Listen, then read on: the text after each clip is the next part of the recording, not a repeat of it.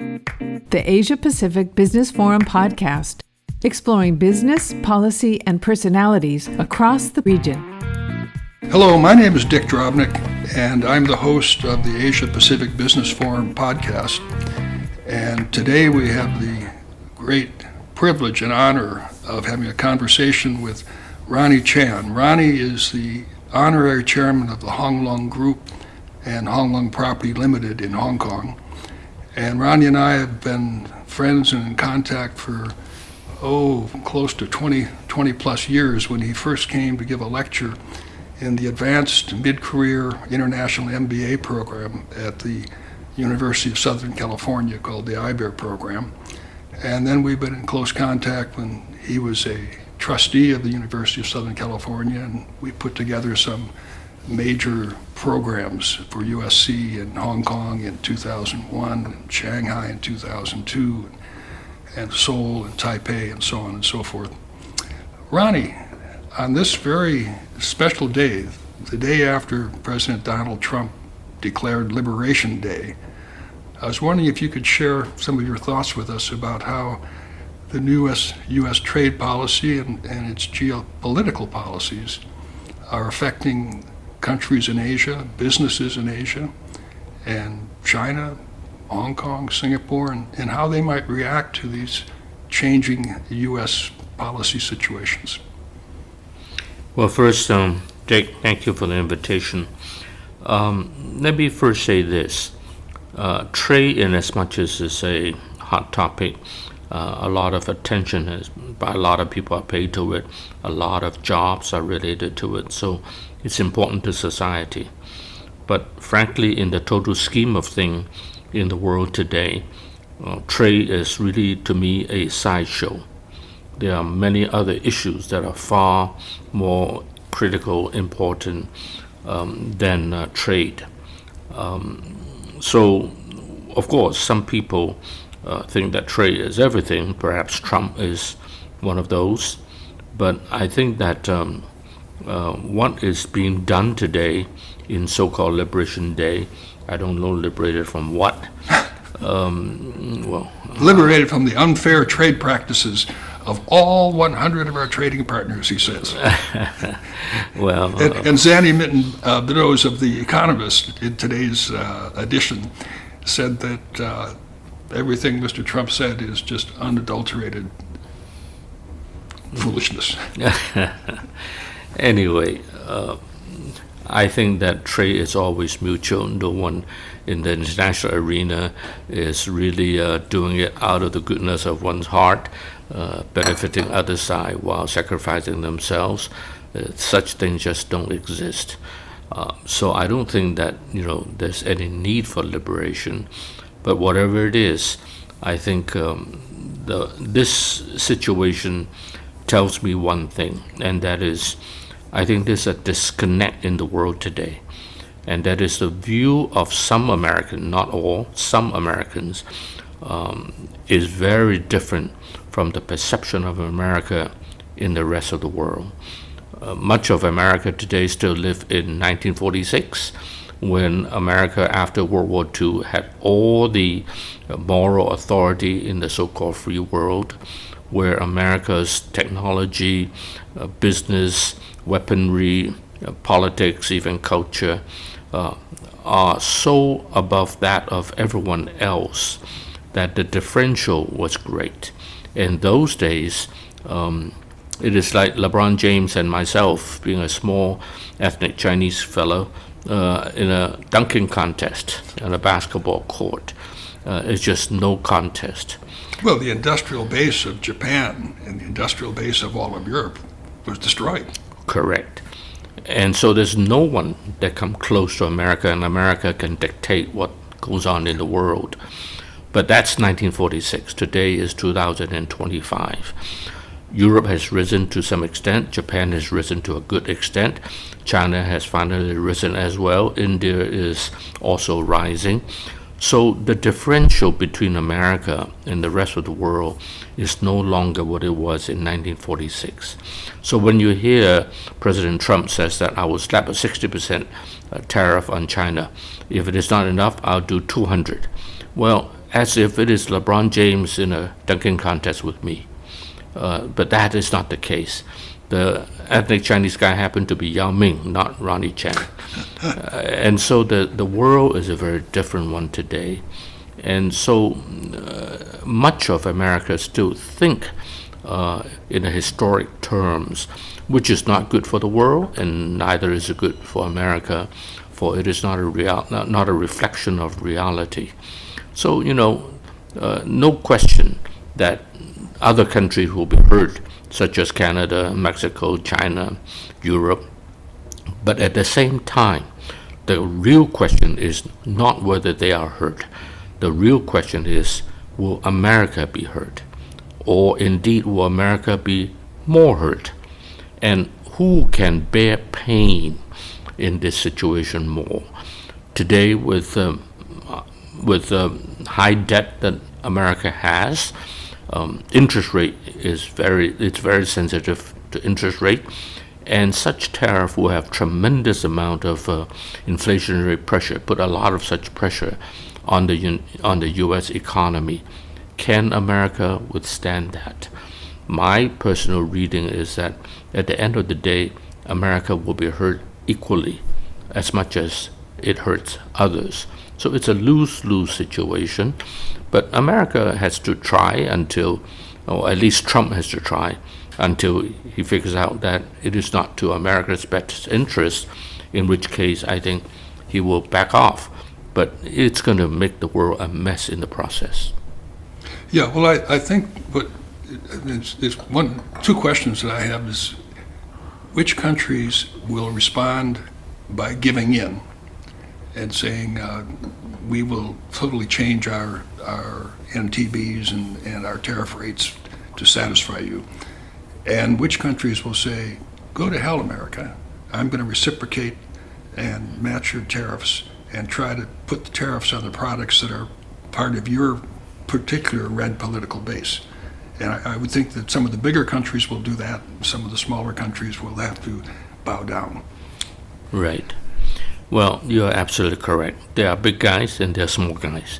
I'm a small guy, so I always know my place in life, that, there are some fights you just cannot win and you just succumb to it. Or you try to, if there's a way you can avoid it. But in something like this, nobody can avoid it. So if you have no ability to retaliate, then you have no choice but to succumb. But there will be a lot of groupings, countries that will bind together in order to act together in order to withhold the pressure from the United States. But of course, that is always tricky because different countries have different self-interests. But they will try. Big countries such as China, China is, I think, prepared for whatever comes their ways. They have gone through Trump 1.0, so they were expecting it. I suspect that Beijing has all kinds of ways to counter the tariff put on China and everybody else. And at the end of the day, unlike 1946, when no country can do any harm to the United States, today the bigger countries can do something to protect themselves, in which case I think that it's going to be hurting to America as well. Yeah, they can put tariffs on certain American products that are key political constituencies. They can also restrict or ban the export of things that American industry needs, whether it's rare earths or various solar panel components and things like that. And if they do, I wouldn't blame them. If they do, my question is, it moved into a 1930s type spiral of our administration say, well, if you're doing that, we're to show our political strength and courage, we're going to double down again. And then it could be something much more complicated and difficult to unwind, even after the Republicans lose their majority in the midterms. Well, if they lose a majority, we don't know yet. But I think in the case of China, there are many things that they can do. You mentioned rare earth. I think that's just one of them. Imagine China buying Airbus rather than Boeing. and you exclusively. Exclusively, you multiply by 100, 1,000, and it will begin to hurt America as well. So the attack is frankly mutual, and there will be retaliation. That said, I suspect that overall China doesn't want to have a war of whatever sort, including trade war with the United States. So it will try to avoid it. But on the other hand, there's some situation you cannot avoid. You have to answer. You have to retaliate. China and many others are no longer without capability to extract pain on America as America is extracting pain in other countries. So I think that this is really going to be a lose-lose situation, which will put the world into a spin. That it's going to be, I suspect that it can get very messy. My hope, of course, is that America will wake up to the fact that at the end of the day, I cannot withstand it myself. When inflation goes up, interest rate will go up, and every point rise in interest rate translate to close to $400 billion of extra interest payment per year for America. Now, is that something that America can withstand? How much can Elon Musk cut cost? $400 billion? He talked about a trillion, but can he do $400 billion? Well, 1 point rise in interest rate, and these kind of tariff wars have a way to increase interest rate, and because of inflation. So I think very soon America will feel the pain itself, and hopefully America will find other ways to accomplish its goals rather than use a means that hurt itself as much as it hurt others. Do you think that the sharp declines in the stock market today, the S&P 5%, the Dow Jones 4%, might shake the confidence of President Trump and shake the confidence of his Treasury Secretary and Commerce Secretary, so they might say, maybe we should reconsider, or are they too far out on a limb? Well, I would imagine that the Trump administration must know that these things are coming.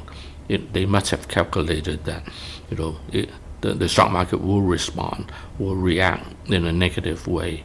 Will it react the same way tomorrow, next week? That's something to watch. Ironically, now we're entering into a phase when both the U.S. government and the Chinese government are both very interested in the stock market performance for different reasons. And so we'll see. A lot of businesses, no question, in America will be hurt. And the inflation in this country is getting really out of hand. Just a story. My wife and I were in Orange County not long ago, and we decided I like Egg McMuffin. So we went to a beautiful McDonald's for Egg McMuffin. Several things happened. Number one, the Egg McMuffin shrunk in size, number one. Number two, it cost almost $20 for the two of us to have just two set breakfasts. A couple of weeks later, my wife and I were in Hong Kong, and we said, hey, let's go and have an Egg McMuffin. Number one, it cost $64 Hong Kong, which is around $8 for two of us, instead of 19-something US dollars. Less than half. Less than half. And the Egg McMuffin did not shrink. So you can tell the inflationary pressure. Inflation in this country is really serious. And I just read something on the internet that the real rate is far higher than what is reported. As we all know, the government has been changing the way they define inflation in order to make it look better. Every government does something like that on one sort or another. Maybe we could close up, Ronnie, with your opening thought that trade is just a sideshow to the more important game of geopolitics. Could you elaborate on that idea? Just mention a couple of things. The trust, there's a trust deficit right now. I was in the Middle East, 6-8 times, in the last 18 months, maybe. And several leaders, ministerial level people, told me that America is on the way out. And I was talking to some European friends, including Barroso, the former European Commission president, and they all recognize that America is on the way out. And the reason is partly because America initiating the withdrawal for various reasons I won't go into. But at the same time, also, other people just don't trust America anymore. The only people that doesn't know about it, it seems, is right here in America. I suspect that Donald Trump knows it very well. I suspect that Donald Trump is very fearful, worrying about the losing of America's hegemony. And that's why I believe he's doing a lot of the things he's doing, except that whether it is effective or not is another issue. I believe that here's a man who is driven by fear, not just big talk. There is a deep-seated fear within him. And consider the U.S. dollar. Nobody trusts the U.S. dollar anymore, increasingly so, because if you can freeze other countries' asset and even give it to the enemy at will, so where is the national law? And nobody trusts, not just foes, but friends, allies of ours don't trust America anymore, because if tomorrow I do anything that doesn't please the White House, then I may be next. And so everybody is planning. Look at the way the gold price have hit highs, historic highs.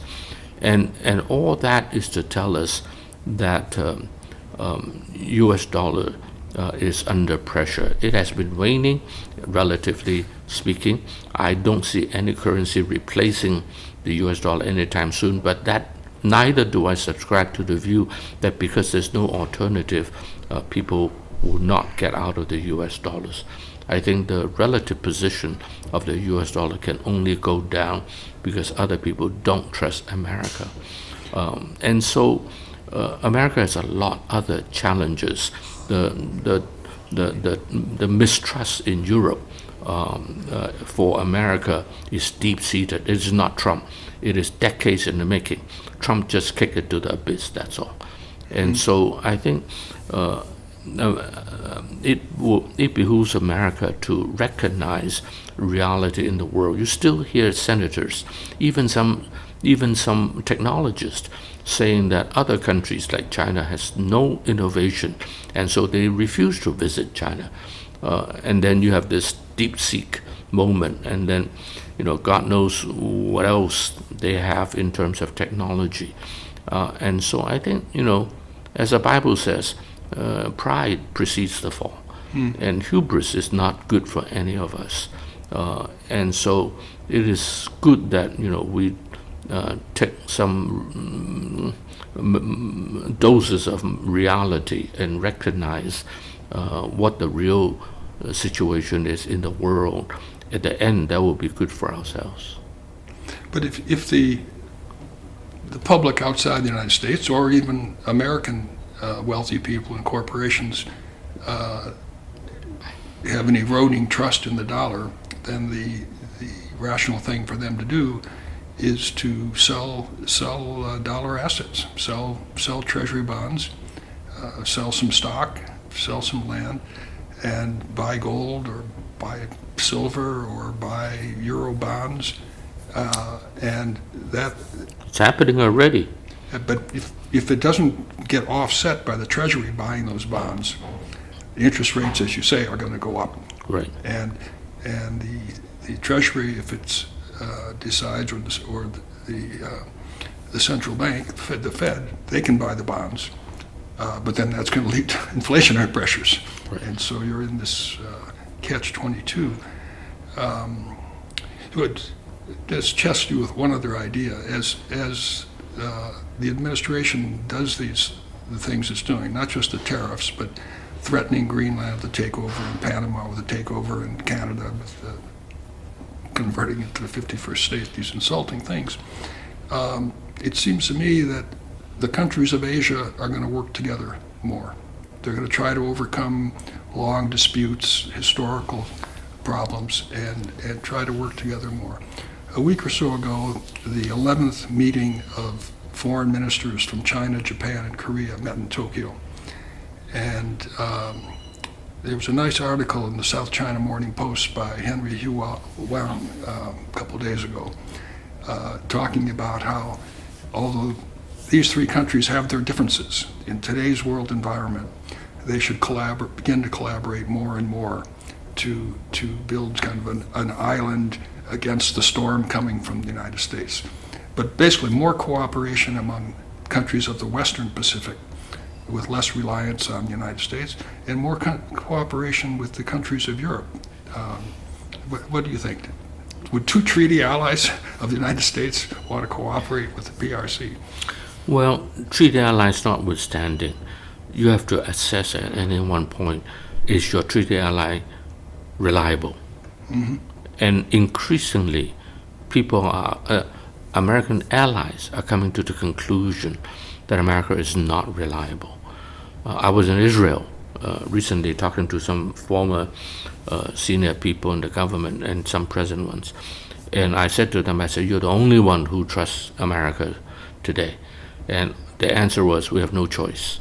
That means they know what they're talking about. They don't trust it either, but what can they do? Well, there are things they can do, but that's another subject. So everywhere I go in the world, America's standing, sadly, is waning, is already waned considerably. And that doesn't tell me a good world of tomorrow.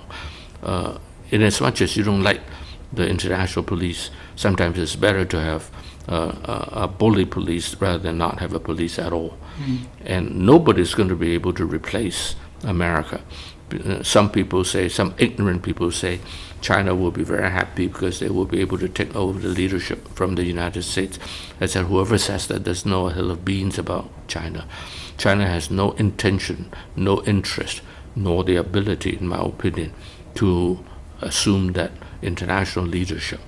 And so the world will be a splintered place, a fractured place. Not to mention that domestically, both China and the United States have tremendous challenges. At the end of the day, if anybody loses, and nobody can win, by the way, it's just a matter of who loses first. And it will be because, I believe, of domestic issues. Both countries have tremendous challenges.